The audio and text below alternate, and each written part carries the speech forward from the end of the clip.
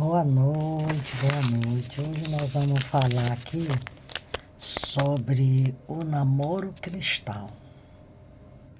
Foi o tema da nossa segunda aula da Escola Bíblica, Namoro, Noivado e Casamento.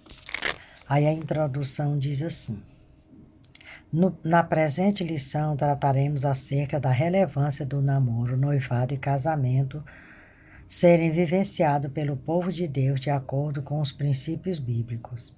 São aspectos da vida que precisam de atenção e cuidado, pois fazem a diferença no testemunho cristão, na qualidade de vida e na formação das futuras gerações. Então, como que acontece esse namoro cristão? É a fase do conhecimento mútuo. Nesta fase, procura-se conhecer o temperamento, o caráter, a vida pregressa e os antecedentes da pessoa amada, os seus familiares, checar como ela se comporta dentro de casa, como ela trata os seus pais, como ela trata as coisas de Deus, qual é o seu interesse pelo trabalho e pelo crescimento pessoal. Elas irão compartilhar novas experiências e mesmo tendo uma relação efetiva e comprometida socialmente, ainda não se tem vínculo matrimonial perante a lei civil nem religiosa. O compromisso é ético e moral, pois não se avança o sinal. Então esse aqui é o primeiro passo para o namoro cristão. É a fase do conhecimento. Porque às vezes você congrega na mesma igreja há muito tempo com a pessoa, mas só vendo-se superficialmente, Pai do Senhor e pronto. Aqui, quando inicia o namoro, é uma fase de conhecimento. Um ao outro vai conhecer os familiares de cada um. Quais são os conceitos desse namoro cristão? O conceito do namoro cristão é diferente daquele que não tem o temor de Deus, pois o namoro não é brincadeira, nem passatempo de quem não tem o que fazer. Ele segue os princípios da palavra de Deus. Então, o namoro cristão ele tem que seguir os mandamentos de Deus. Quando se deve começar o namoro? Para tudo na vida tem o seu tempo determinado. Alguns começam precocemente. Namoro muito cedo, com certeza, falta maturidade, responsabilidade e condição para firmar um compromisso sério. Tem que ter maturidade, tem que ter a idade já suficiente, seus 18 anos, para que você entenda o que realmente você quer. Você quer namorar, noivar, casar? Para que depois não faça errado. Não tem que antecipar, que fazer nada antes do tempo. Namoro escondido e prolongado. O namoro deve ser declarado e compromissado perante a família. O cristão não deve ter nada a esconder, deve ser transparente. Então, se o rapaz quer namorar a moça, ele tem que ir lá com a família dela, conversar e pedir autorização para que ele possa namorar aquela jovem. No namoro, muito demorado pode dar lugar à liberdade excessiva. Não pode ser aquele namoro longo, 2, 3, 4 anos.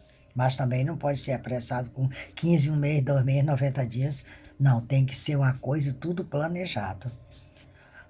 O noivado é um período intermediário entre o namoro e o casamento e deve ser usado para planejar a vida a dois. O noivado vem confirmar que o namoro deu certo e que se pode avançar para um compromisso mais sério no futuro.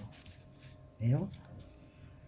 Nessa fase, normalmente é declarado publicamente para as famílias, a igreja, o interesse de se casarem, colocando-se então em seus dedos um anel como sinal de que estão comprometidos um com o outro. Noivado é a fase do planejamento.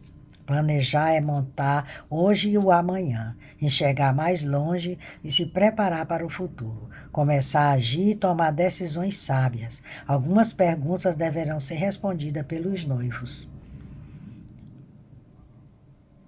Onde vamos morar?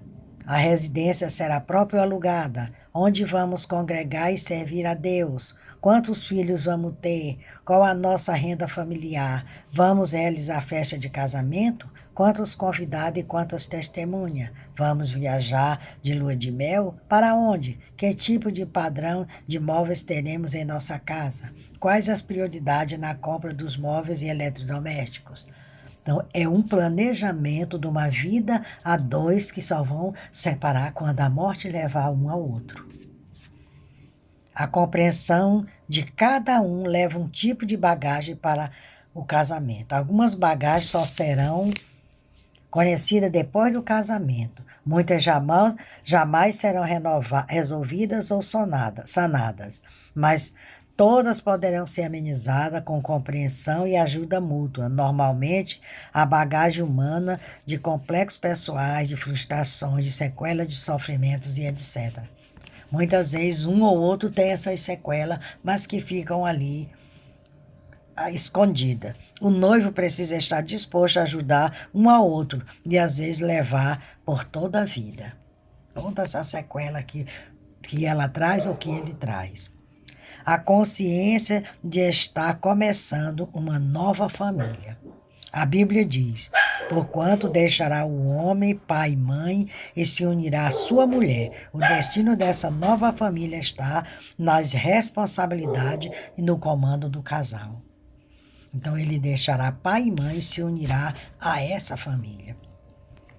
O casamento cristão, Hebreus 13:4 diz que o matrimônio deve ser digno de honra e o leito deve ser sem mácula, pois Deus julgará aos devassos e adúlteros. Então, o namoro, o casamento é uma parte bem séria para o casal que quer formar a sua família. O casal cristão não deve andar pela própria cabeça e nem pela cabeça dos outros. Não ande pela sua própria cabeça, use o manual do casamento, a Bíblia Sagrada. Então, a Bíblia é o manual para os jovens de hoje que querem formar a sua família. O casal cristão precisa dar bom exemplo da união conjugal. O nosso verdadeiro testemunho sai de dentro da nossa casa. Use o seu casamento para ser exemplo de união consolidada para a sociedade, para os seus filhos e seus netos. A sociedade está precisando ver em nós cristãos famílias estruturadas e lares sólidos. De maus exemplos, a sociedade está cheia. Como os vizinhos nos veem, como a igreja nos vê, como os parentes nos veem, como os amigos nos veem, são algumas perguntas que são feitas. O bem maior que podemos deixar para a nossa descendência não é escolaridade, diplomas, não é herança patrimonial, bens, mas uma vida digna, honrada e exemplar. Então essa é a herança que deixamos para os nossos filhos. Conclusão. Como povo de Deus, temos a responsabilidade de fazer tudo para a glória de Deus, inclusive o namoro, noivado e casamento.